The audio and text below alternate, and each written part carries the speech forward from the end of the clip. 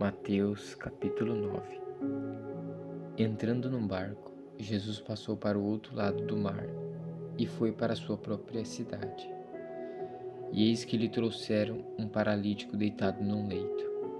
Jesus, vendo a fé que eles tinham, disse ao paralítico: Coragem, filho, os seus pecados estão perdoados. Mas alguns escribas diziam entre si: Ele está blasfemando. Jesus, porém, conhecendo os pensamentos deles, disse: Por que vocês estão pensando o mal em seu coração? Pois o que é mais fácil, dizer: Os seus pecados estão perdoados, ou dizer: Levante-se e ande? Mas isto é para que vocês saibam que o Filho do Homem tem autoridade sobre a terra para perdoar pecados. Então disse ao paralítico: Levante-se e pegue o seu leito e vá para casa. E o homem se levantou e voltou para casa. Vendo isto, as multidões possuídas de temor deram a glória a Deus, que tinha dado tal autoridade aos homens. Quando Jesus saiu dali, viu um homem chamado Mateus sentado na coletoria e lhe disse: Siga-me. Ele se levantou e o seguiu. Estando Jesus à mesa, na casa de Mateus, muitos publicanos e pecadores vieram e tomaram lugares com Jesus e os seus discípulos.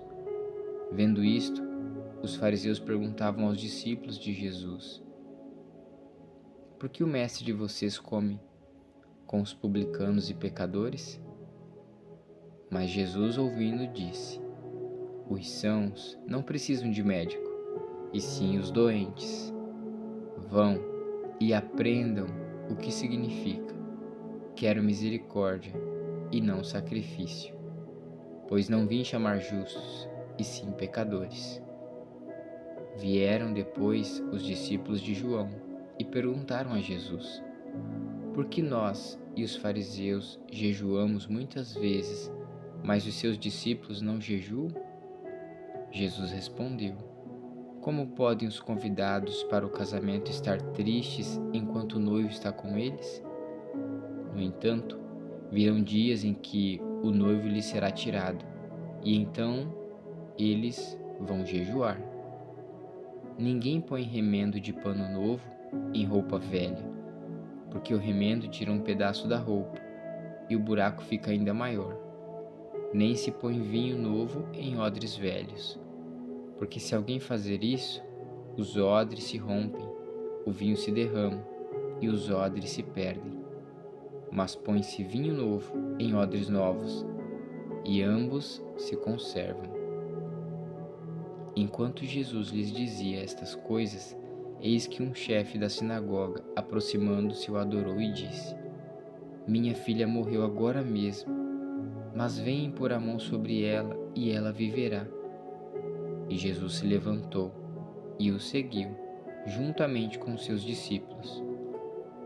E eis que uma mulher, que durante 12 anos vinha sofrendo de uma hemorragia, veio por trás de Jesus e tocou na borda da capa dele, porque dizia consigo mesma: Se eu apenas tocar na capa dele, ficarei curada.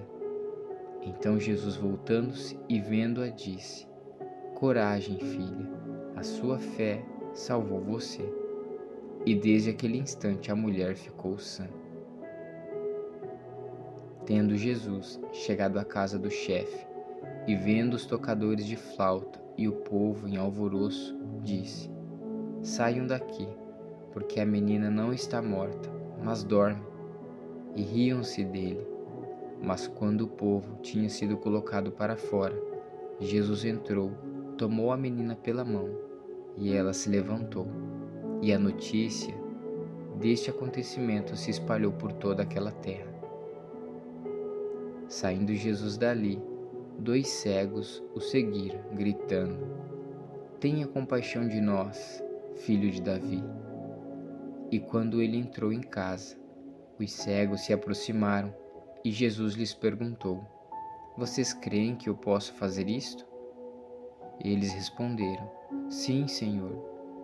Então Jesus tocou os olhos deles, dizendo: que se faça com vocês conforme a fé que vocês têm.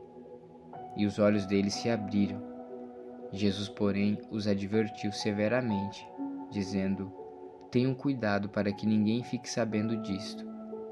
Eles, porém, saíram e espalharam a notícia a respeito de Jesus por toda aquela terra. Quando eles saíram, eis que trouxeram a Jesus um mudo endemoniado.